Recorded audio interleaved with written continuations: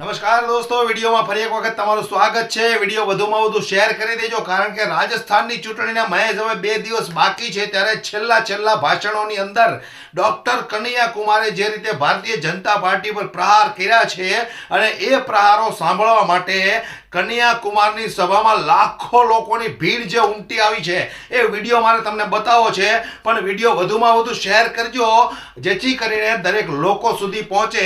હવે હું જાજો સમય તમારો નથી લેતો અને ડોક્ટર કનૈયા કુમારનો જે વિડિયો છે, જે સભાની અંદર ભારતીય જનતા પાર્ટીના ભૂક્કા બોલાવી દીધા છે, એ વિડિયો હું તમને બતાવવા જઈ રહ્યો છું। પણ ફરી એક વખત વિનંતી કરું છું કે વિડિયો વધુમાં વધુ શેર કરજો અને બરાબર ધ્યાનથી સાંભળજો। રાજસ્થાનની જનતા હવે ભારતીય જનતા પાર્ટીને રાજસ્થાનમાં ઘૂસવા દેવા નથી માંગતી, એટલા માટે કનૈયા કુમારનું ભાષણ સાંભળવા માટે લાખો લોકો ભેગા થયા છે। ત્યારે આ વિડિયોની અંદર જે કનૈયા કુમારે વાત કરી છે એ ધ્યાનથી સાંભળજો, વધારે સમય ન લેતા સાંભળો તમે ડોક્ટર કનૈયા કુમારનું ભાષણ। राजनीति में क्या मैसेज जाएगा अगर लोगों को यही लग जाएगा कि हर 5 साल के बाद सरकार बदलनी है तो कोई सरकार काम ही नहीं करेगी। तो आप ही से मैं पूछ लेता हूं, बताइए आपके खाते में 15 लाख रुपया आया है, 2 करोड़ नौकरी मिली है, महंगाई कम हुई है, किसानों का कर्जा माफ हुआ है, 2022 तक सबको पक्का मकान मिला है, बुलेट ट्रेन चला है, तो काहे मोदी मोदी कर रहे हैं।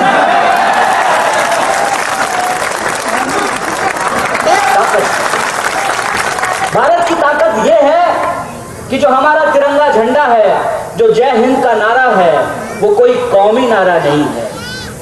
भारत की ताकत यह है कि इस मिट्टी पे रहने वाले लोग, चाहे वो किसी भी जाति या धर्म के हों, चाहे किसी भी समुदाय के हों, चाहे किसी भी धर्म को मानने वाले हों, किसी भी ईश्वर की पूजा करते हों, किसी भी अल्लाह की इबादत करते हों, 140 करोड़ लोग जो इस मिट्टी पे रहते हैं, चाहे वो तिलक लगाते हैं या टोपी लगाते हैं या पगड़ी धारण करते हैं, यह देश सबका था, है और रहेगा।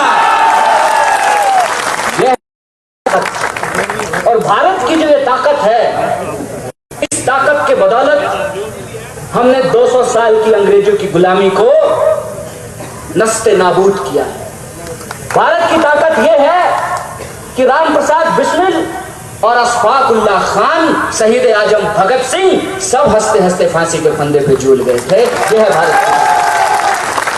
भारत की ताकत कि आज जो लोग कहते थे कि गोडसे बहुत अच्छा है, वो भी गांधी के ऊपर माला चढ़ा रहे हैं। यह है भारत की ताकत। जमाने में कहा करते थे विक्टोरिया माता की जय, वह भी आजकल कह रहे हैं भारत माता की जय।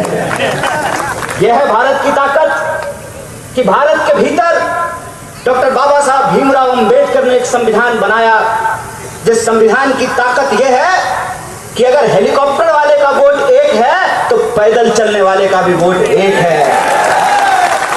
यह है भारत की ताकत कि महल में रहने वाले का भी वोट एक है तो झोपड़ी में रहने वाले का भी एक है। यह है भारत की ताकत। और यह जो भारत की ताकत है, इस भारत की ताकत को कुछ लोग कमजोर करना चाहते हैं। भारत की शक्ति को लूट करके देश के नाम पे अपने दोस्त की तिजोरी भरना चाहते हैं। इसीलिए हमको यह खेल समझना पड़ेगा, हमको यह खेल समझना पड़ेगा कि विक्टोरिया माता की जय जो कह रहे हैं, जिनका विक्टोरिया माता की जय कहने का इतिहास है, वो आजकल अगर देश की बात बोल रहे हैं तो इसकी सच्चाई क्या है? सच्चाई ये है कि लेते हैं भारत माता का नाम और करते हैं अदानी भैया का काम। कैसे करते हैं? ऐसे करते हैं कि तिलक जी ने कहा था, तुम मुझे खून दो, मैं तुम्हें आजादी में तो इनका कोई योगदान था नहीं। आजादी में किसान मजदूर परिवार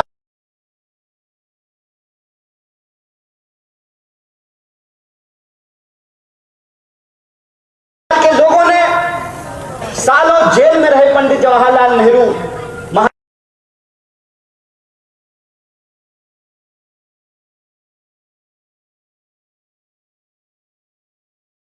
देश की आजादी को प्राप्त कर सके।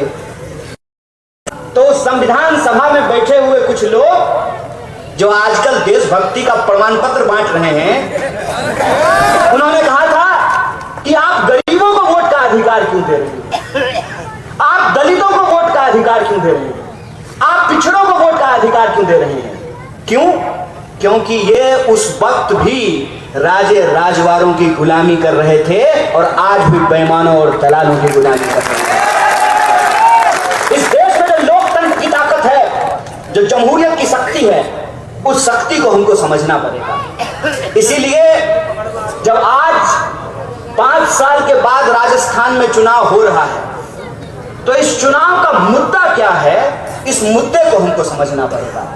और मैं अलग अलग राज्यों से घूमते हुए राजस्थान की महान बलिदानी भूमि पे आया हूं, तो मैं आपको कहना चाहता हूं, नोट करके इस बात को रख लीजिए, ना मिजोरम में भाजपा की सरकार बन रही है, ना तेलंगाना में भाजपा की सरकार बन रही है, ना मध्य प्रदेश में भाजपा की सरकार बन रही है, ना छत्तीसगढ़ में भाजपा की सरकार बन रही है। अगर आपने चाहा तो राजस्थान में भी परिपाटी बदलेगी, ऐसा हमारा पूरा भरोसा है। और यह परिपाटी बदलना क्यों जरूरी है? यह परिपाटी बदलना इसलिए जरूरी है कि पूरा देश राजस्थान की तरफ देख रहा है, पूरा देश राजस्थान की तरफ देख रहा है कि अगर राजस्थान में आप फिर से भारतीय राष्ट्रीय कांग्रेस की सरकार बनाते हैं, तो इस सरकार बनने का मतलब यह है कि सिर्फ राजस्थान में ही नहीं, पूरे देश में ओल्ड पेंशन स्कीम लागू होगा। यह इस बात की जीत होगी, यह इस बात की जीत होगी कि सिर्फ अमीरों के इलाज नहीं होंगे। अमीरों से मुझे कोई दिक्कत नहीं है, अमीरों से मुझे कोई नफरत नहीं है, लेकिन मुझे गरीबों से बहुत मोहब्बत है। मैं ये नहीं कहता हूं कि यह देश अमीरों का नहीं है, बिल्कुल है। मैं ये कहता हूं कि यह देश जितना अमीरों का है, उतना ही यह देश गरीबों का भी है। मेरा सीधा सवाल है, आप 6 बार के एमएलए हैं साहब, पेंशन मिलता है ना आपको? और पीछे सिपाही जो हमारी ड्यूटी में खड़ा है, उसको भी पेंशन मिलना चाहिए ना। अगर सरकारी एमएलए को पेंशन मिल सकता है, सरकारी मुख्यमंत्री को पेंशन मिल सकता है, सरकारी मंत्री को पेंशन मिल सकता है, तो सरकारी शिक्षक को क्यों नहीं पेंशन मिलना चाहिए? फौज की नौकरी करने वालों को क्यों पेंशन नहीं मिलना चाहिए? पुलिस की नौकरी करने वालों को क्यों पेंशन नहीं मिलना चाहिए? देश सबका है ना। यह देश जितना अमीरों का है, उतना ही अगर गरीबों का है।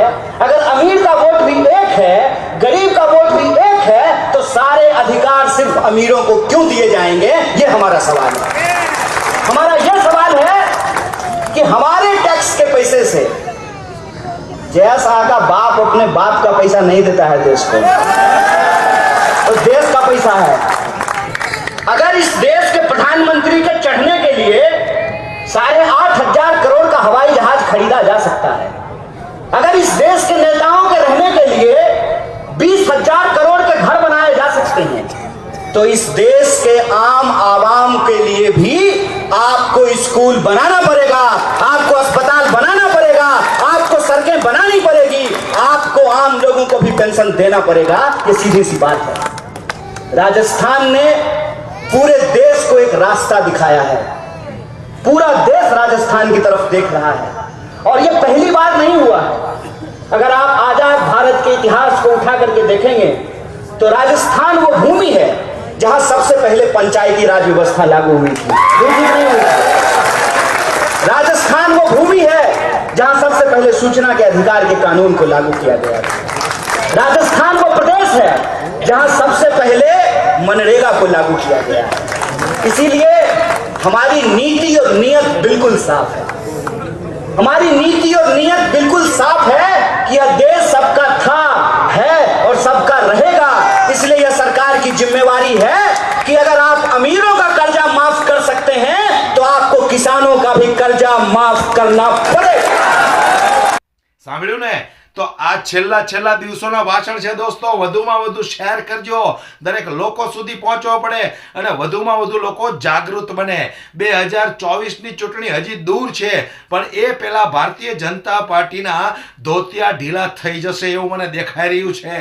તમને જો શું લાગે છે મને કોમેન્ટ બોક્સમાં જરૂરથી જણાવજો દોસ્તો. અને વિડીયો પસંદ આવ્યો હોય તો લાઈક કરવાનું ભૂલશો નહીં.